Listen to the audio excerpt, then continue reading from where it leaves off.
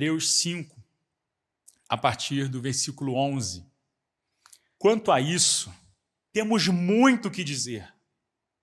Coisas difíceis de explicar, porque vocês se tornaram lentos para aprender.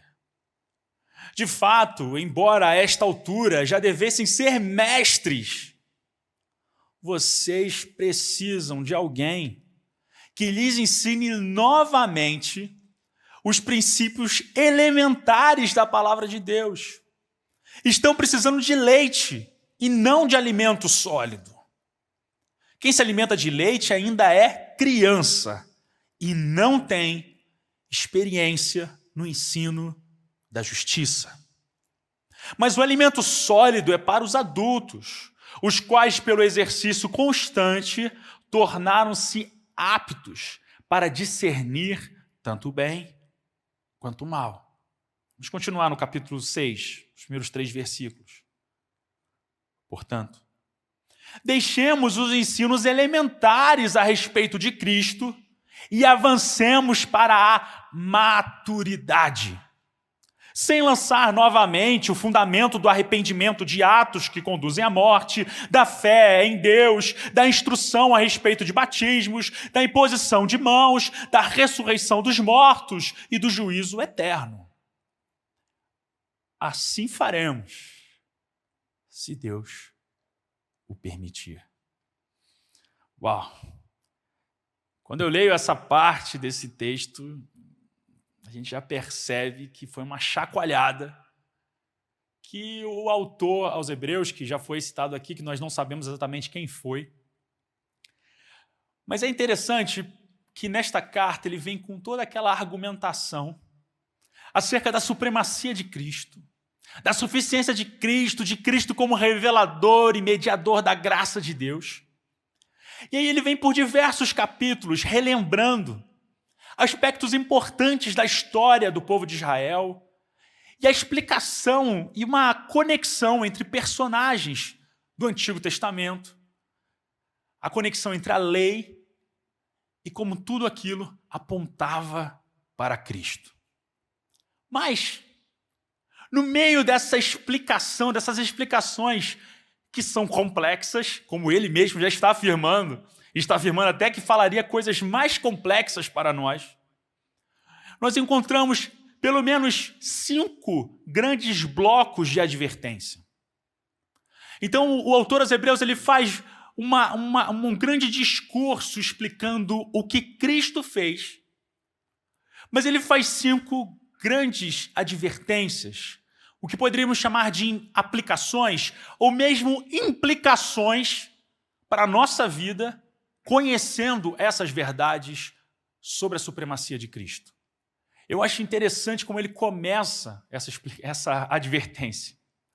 Quanto a isso, temos muito o que dizer, coisas difíceis de explicar.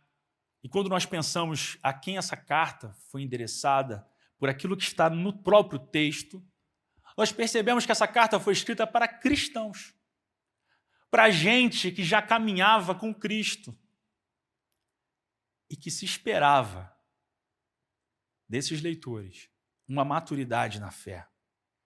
E a primeira verdade que eu queria que você guardasse no seu coração sobre maturidade é que maturidade não é uma opção.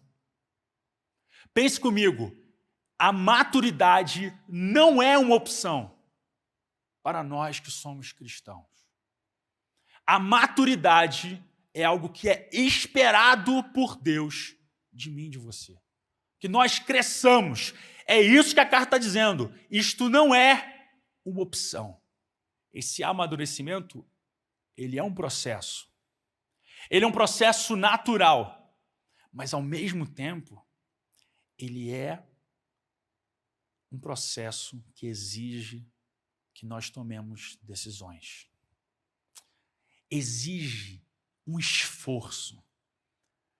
E voltando para o que o autor nos passa a refletir, é necessário um esforço nosso para fazer essa transição entre se alimentar de leite para se alimentar de um alimento sólido.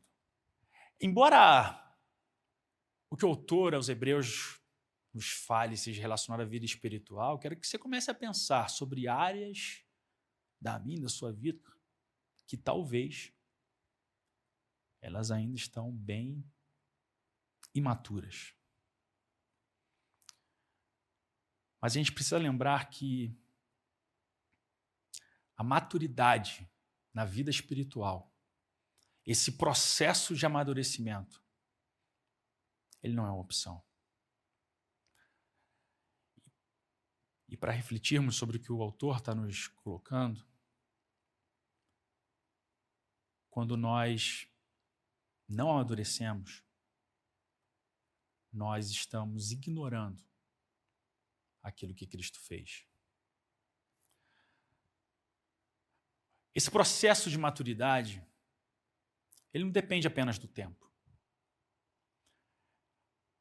Perceba que o autor diz que os leitores já deveriam ser mestres, porque o que o autor aos Hebreus nos diz é que precisamos, é uma ordem, avançar nesse processo de maturidade, que não é uma opção. E uma das questões porque não é uma opção é porque não crescer espiritualmente é uma desonra ao nosso Senhor. A imaturidade ou não crescer no conhecimento de Cristo é ignorar, ou se eu posso usar uma palavra mais forte, é desprezar a revelação de Deus. E o que é triste da nossa realidade cristã é que tem muita gente que está insatisfeito com o leite, mas não faz nada para comer um alimento sólido. Essa imaturidade, ela ignora as Escrituras, ignora ou despreza a revelação que há de Deus na palavra. E ela chega num processo que seja ignorar, a desprezar a própria atuação do Espírito Santo. Para desenvolver maturidade, precisa desenvolver uma caminhada com o Espírito Santo. Nós no Caixa Alta vamos ler um livro, você é convidado a participar com a gente desse projeto. Nós vamos ler esse livro aqui, O Sumo Sacerdote Misericordioso e Fiel, do Dr. Martin Lloyd-Jones. E ele faz uma afirmação nesse livro muito interessante. Se você e eu formos exatamente iguais ao que éramos 1 ano ou 10 anos atrás, se ainda não tivermos avançado em nada, se não formos capazes de lidar com a vida com mais força, firmeza e de maneira mais triunfante do que antes, estaremos fazendo uma péssima recomendação da graça de Deus e do poder do Espírito Santo. A imaturidade, ele é um problema muito complexo. E a gente precisa trabalhar dia a dia em leitura da palavra, em oração, em dedicação, em devocional, em desenvolvimento do fruto do Espírito.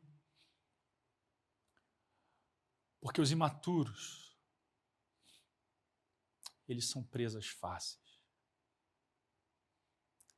O autor aos Hebreus quer nos ensinar que quando nós agimos como crianças espirituais, nós somos facilmente enganados.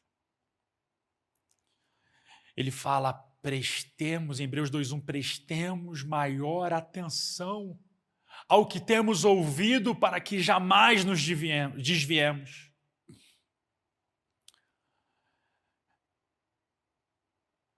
E muitos se desviam porque não encaram esse processo de amadurecimento.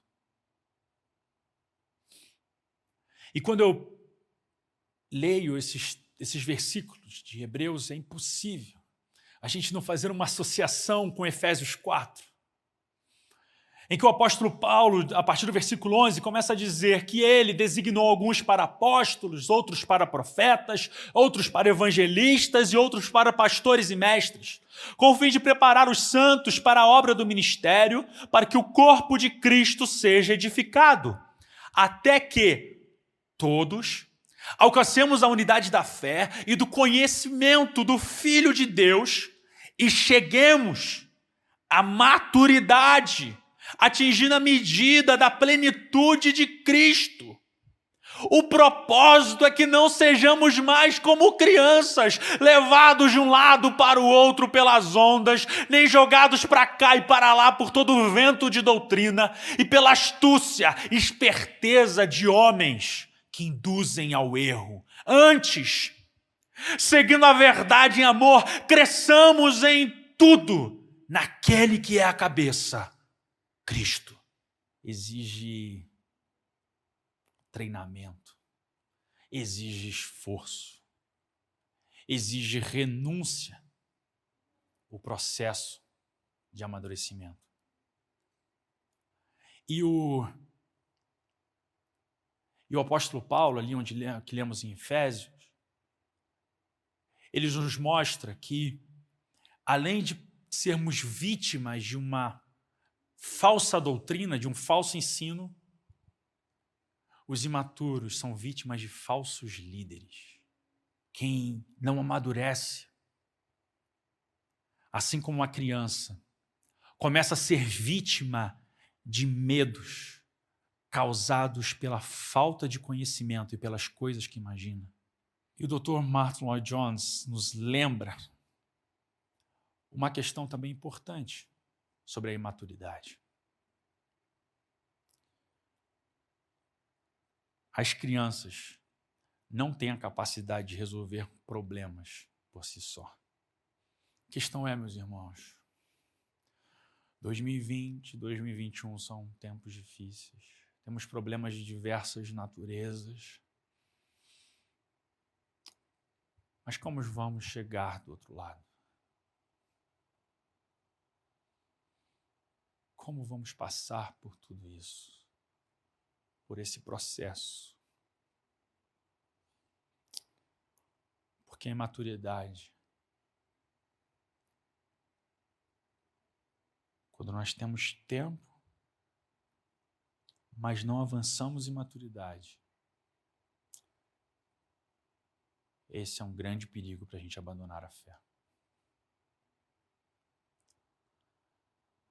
E a carta aos Hebreus, capítulo 3, versículo 15, que é uma recitação de Salmos, e que é recitado mais de uma vez na carta aos Hebreus, ele diz: por isso é que se diz, se hoje vocês ouvirem a sua voz, não endureçam o coração, como na rebelião.